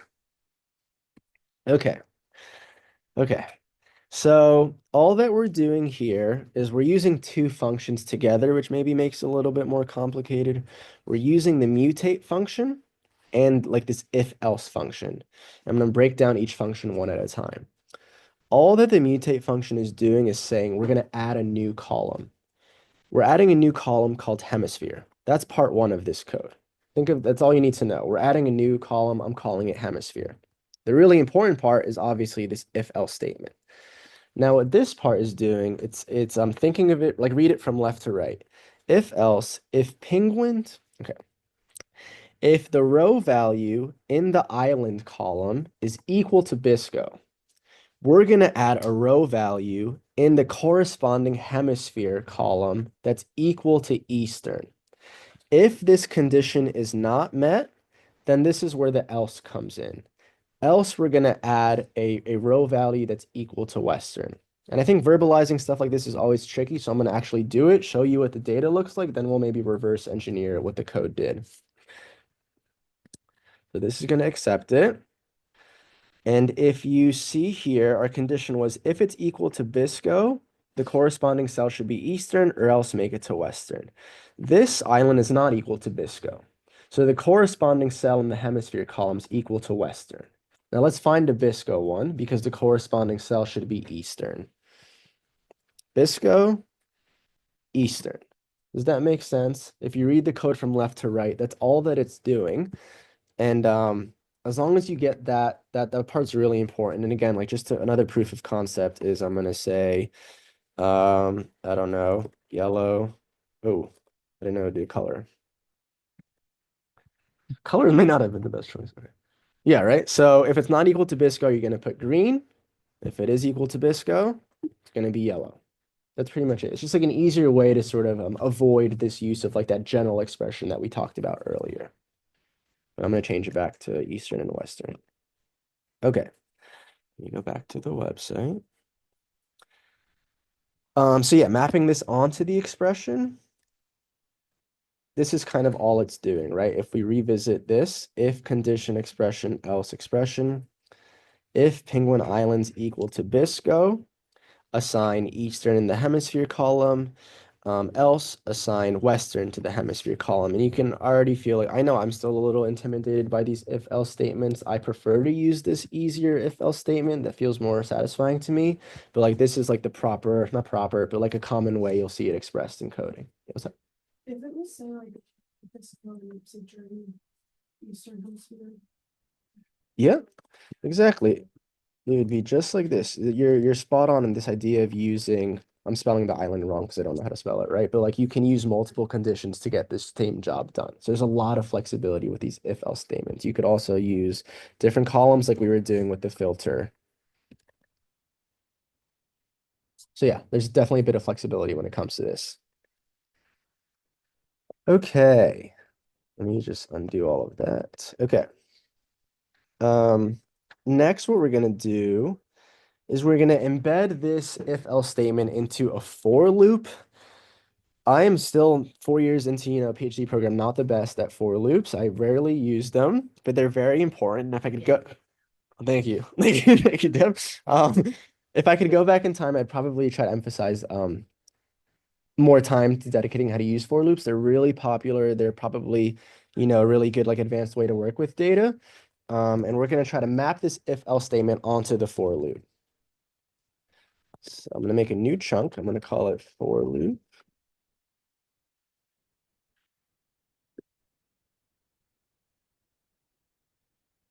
I may lean on to Billy and Helen to help me walk through like the explanation of this code. Let's just walk it down like one line at a time. All that this is saying is for I in one colon length of this column in the data frame. It's just basically saying for each cell in that column. So think of it as like this. For each cell in the island column, cell 1, cell 2, cell 3, cell 4, cell 5, so on and so forth. This next part is saying this is what we want to do with those with that data set. If the cell, which is being sort of represented by this I value in the island column is equal to Bisco, then make the corresponding cell in what I'm calling hemisphere underscore loop, just because I'm adding a new column called hemisphere loop so that we can compare this with the original hemisphere column that we added. Make that corresponding cell equal to Eastern. If it doesn't meet this condition, make that corresponding cell equal to Western. And again, I'm gonna run this. We're gonna open up the data set and just confirm that it did the same thing as that if-else function that we ran earlier. I'm gonna go back to the penguins data frame. Of course, I ran the colors. Hold on. Let me go back. Okay. So you'll see that it is producing the same exact output, right? Obviously, one of them is a little bit more complicated in terms of the code structure that we had to run. Let me go to a Bisco one just so you can see. Bisco Eastern. You'll see maybe the for loop is a little bit more complicated. Even though it feels complicated, the if-else statement is kind of a little bit, not too tricky in terms of R, but for more advanced coding sort of pipelines, a for loop is definitely more useful. I just want to show you there's basically a bunch of different ways that you can get the same outcome. So anything else about for loops? For those of you who have noticed, or for those of you who might be wondering, why bother with the for loop if we're getting the same output? I think Steven's point is that, there's a lot of things that you might want to do that, really leverages the power of a for loop. But the nice thing about R is, a lot of the data manipulations that you might want to do, you do only need something like an if-else statement, kind of with the way that R operates. Yeah. If you notice, I mean, with an if-else loop, you could pretty much only assign like one of two values or a few values or something like that. With a for loop, like kind of if you look maybe a little bit more closely, this, like the only part of the for loop that is the for loop is this, you could put whatever you want inside of it. So there's a lot more flexibility. You could add like calculations inside of it. If you get into like Bash or like another language, you might use it to like pre-process different like participants and like run different analyses and all that sort of stuff. I mean, you will use if loops, I mean, if statements within that too, but there's just a lot more flexibility with a for loop. Okay, so next what we're gonna do, yeah, thanks Billy for doing that. Next what we're gonna do is add in the raw CSV file. So the way that we're gonna do that is we can copy the code that we used before to read in the CSV file. I guess I actually have the right one in the notebook viewer. That might actually be easier. If we go to section 11, merging data, you can just copy this over. Now, for some people who had that working directory issue in the first time, it's possible you'll have to do this just to like reinforce the working directory to the right location when you're reading in the data. Even if you don't have that problem, this should still run correctly. And you'll see the data load into the R environment that we've been working with, 344 rows, just like the first data set, but now we have more columns. Right now we have 17 columns.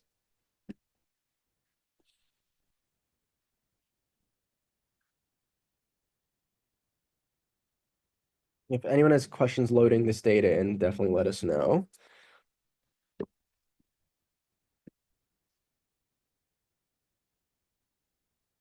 Okay. I'm going to move on to the next one. Next, we're going to talk about merging data. This is also very important because let's say, you have one data set that has only behavioral data, another data set that's all neuroimaging, and you want to combine those data sets, you have to be able to merge the two data sets into one, right? We have one Penguins data frame that has 11 columns and one that has 17. So the way we're going to merge data is let's scroll down and copy this one over here. Again, it's section 11, merging data.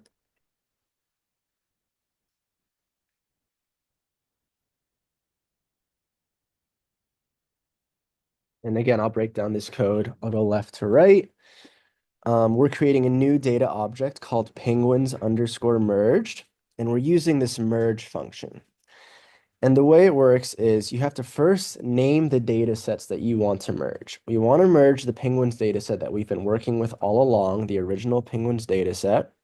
And we also want to merge the data that we just loaded in, this raw data set that has a little bit more columns. This by equals C part's very important. You'll see that, I guess let me open it up before I talk about that. This is the original one. You'll see there's a sample number column, species, island. And you'll see that the same columns exist in the other data set that we just loaded. There's sample number, species, and island, right? And there's a few more that are shared across both of these data frames. So all that we're doing in the code is saying we want to merge the two data sets by all the columns that are shared across these two data sets. If we identify all the columns that are shared across these two data sets, R is able to match the other columns that are not matched to the appropriate rows. Does that make sense? So like here we don't have a study name. Like here there's a study name column. There's not a study name column in the original data set. All that we have to do is identify the ones that are shared, and it'll match up the ones that are not shared. And again, I'll show you what that looks like here. So you have to tell it all of the shared ones, or can you just use like ID number and then it'll match? Or would it That's a like good- giving you new Yeah, so columns? this is my experience, and I'd love to hear what you guys like. An example of this is, let's say we wanted to do sample number, right? That's like an ID column. Right. And we just run it by that. You'll see that it'll create duplicates of the ones that are shared and not. It'll be species.x, and if I move more to the right, it'll be species.y somewhere. It'll basically just make like here, species.y. So you have to define all of them. Yeah. You can add arguments to like note that like if there are column names shared between the two, only keep from like the first data frame or only from the second data frame. Like there is a lot of flexibility within that, but yeah, the default is. Cool. if you have like shared data columns that have like a different name, you can also like specify the names to match them on. Like in this case, all of the variables match, but in the case that they don't, you can also flexibly match them up. Also, one other thing maybe to notice, like, we don't have those arguments here, but if you ever want to know what are all the arguments you could add to like a function in R, you could just do a question mark and then the function name, and it will bring up like a page with like, here's every argument and what you could do with it and what it means and stuff like that. Yeah, which is here. which is what Stephen is showing. Which another advantage of RStudio that you wouldn't get with R is this is why like you kind of run stuff in RStudio, so you could like get this nice dictionary basically or encyclopedia. Yeah, so like this also might not seem like a lot, like it makes sense, but like X in our example is penguins, right? Y is penguins raw, and you can kind of like build it up from there. Okay, we have like 15 minutes left, so we'll keep going. Next, we're going to talk about is pivoting data from wide to long. This is also really important and also took me sort of a long time to wrap my head around. Before we pivot the data, I just want to subset a smaller data frame, right? Because right now the Penguins merge has 27 columns, and I don't think I want to work with 27 columns, so I'm going to make it a little bit smaller. So we're going to work with this penguins underscore length, and we're using the select function to sort of take these columns that we care about: sample number, species, island, bill length, flipper length, column length, and sex. Oh no. Oh, because I didn't do it the other way. Okay. Yes. And then you'll see this penguin's length column just has 7 variables, 7 columns. That's just for the purposes of pivoting. That's what we wanted to work with. Okay. Now let me copy the code for pivoting.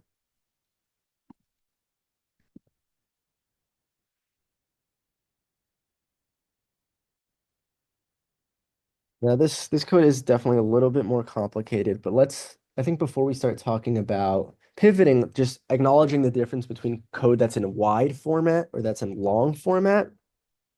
Code that's in wide format is what the code currently looks like. Each basically penguin has 1 row, right? That's just kind of maybe how you normally encounter data, that each participant has 1 row.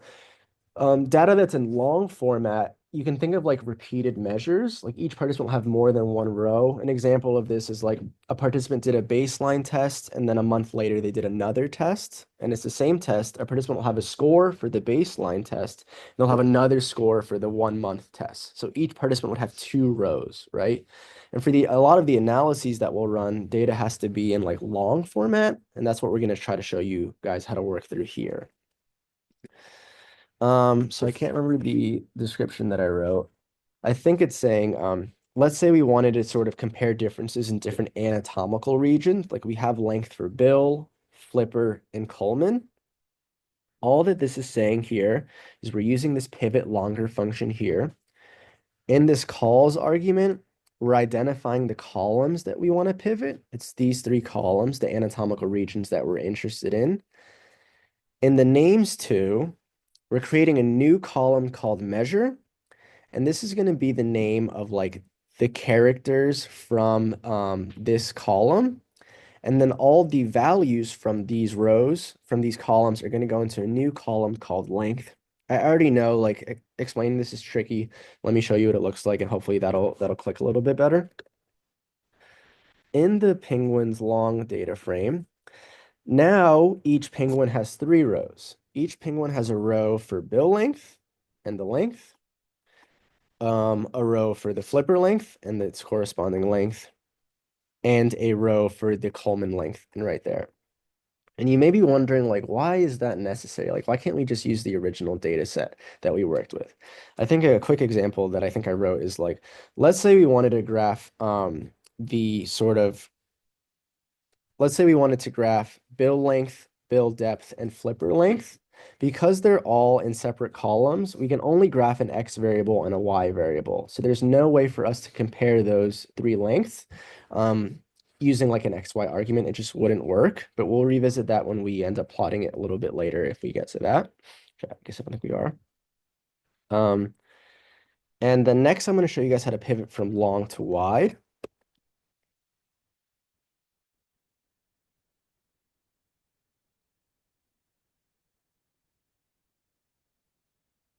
I'm just gonna copy and paste this code right here.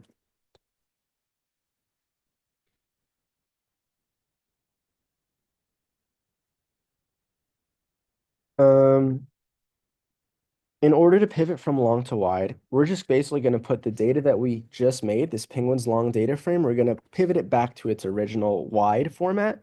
So we would use the pivot wider function. In the names from argument, we're going to use the measure column because that's the column that we just created. In the values from, we're going to use the length column that we just created. And I'm just going to run that here. You'll see the penguin's wide data frame looks exactly like what it did before. I know it's not lost on me that this is a little bit more complicated, and we'd need to dedicate more time to really unpacking this. Just for the sake of time, like I've unpacked it in the notes that we took, but I think I'm just gonna move on just because we only have a few minutes left. I know I went through it fast. I know it's really complicated, but let's at least try to see if we can get some statistical analyses in because I think that could be helpful for people moving forward. Oh, there's an exercise for pivoting, but we'll skip that as well. Okay, in the last 8 minutes. Yeah, let's see if we can oh yes, very relevant if anyone's a psych major. We are going to use a specific data frame for our t-test analysis. Just really quick, I'm going to say clean data before analyses. All that this is doing is what we did before. We're just removing any rows that have a missing value in any column using the drop NA function. We've already done this. I'm just saying, let's just do it with this data frame for the sake of our analyses. You're doing like list-wise deletion with that? Yes, for any row with any in any column, which is maybe not how you'd want it for whatever project you're on, but just for now. Okay, hopefully people are at this part. Next, what we're going to talk about is t-test. I'm not going to get too much into this statistical theory, but just a quick orientation. And all of this is what Billy wrote, so shout out Billy. A t-test can be used like when the predictor variable consists of like two categorical options, and the outcome or dependent variable is numeric in value. So this is, I'm just going to skip to the question. This is the question we're asking for our t-test analysis, is do Adelie and Gentoo penguins differ in flipper length? And this is what the hypothesis would be. On average, Adelie and Gentoo penguins would differ in flipper length. Our dependent variable is going to be this flipper length column, which is numeric. And the independent variable is species, which is a factor column. And we're going to do an unpaired two samples t-test. And so this is the code. I'm just going to ask you guys to copy and paste it, and then I'll break down what the code is actually doing.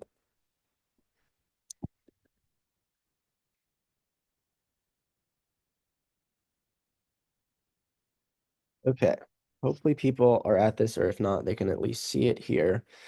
All that we're doing is creating a new data object. I'm calling it model1. And we're using the t-test function for the purposes of our t-test. All that this is saying is, it's a little bit backwards in order. This is our dependent variable, right? Our dependent variable is flipper length. And we're saying for this column, for this cell, access the corresponding cell in the species column that are equal to Adelie. So in other words, it's saying for all rows in the species column that are equal to Adelie, let's find the corresponding cell in the flipper length column because that's our dependent variable. And it's doing the same thing for the Gentoo species. So this is saying this is getting the flipper length for all rows that are equal to Adelie in the species column. And this is getting the flipper length for all rows that are equal to Gentoo in the species column. For paired, we're going to put false. Can't remember why we put false, but I put it in the notes. And we're going to do a two-sided t-test. So this is how you actually run the t-test and store the t-test in a data object. But to actually see the results of what the t-test ran, you have to print this model results. You can just run it using the name. And you'll see like the sort of t statistic, the degrees of freedom, the p-value here. This is basically showing that it's extremely significant based on the scientific notation. But an even easier way to interpret the results of a t-test is to use the report function that we used earlier, that we loaded in earlier. because it does a really nice job of maybe doing the hard work for you. If I were to run this, it's definitely a more sort of user-friendly interpretation. You're going to see that the two sampled t-test testing the difference between, what you put suggests that the effect is negative, statistically significant, and large. So this is like another helpful way to observe, sort of interpret the results of a t-test in R. Okay.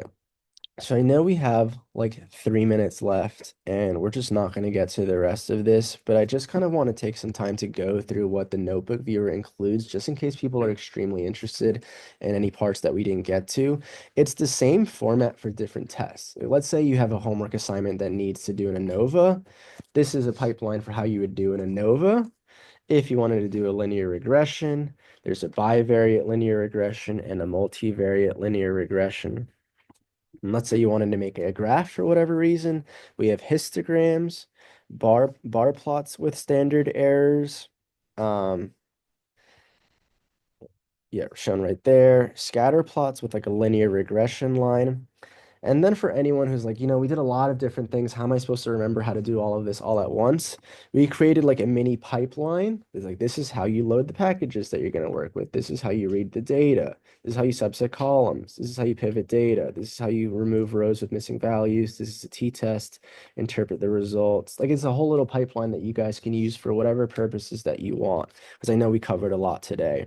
And yeah, I just want to say, if anyone has any questions moving forward, you can always reach out to me via email or Slack. We really appreciate you guys coming. This is our first time doing it in person. We've always done it electronically, and there's definitely maybe stuff we can improve, but this was really cool, and I hope you guys feel like you got something from this. So thanks all for coming.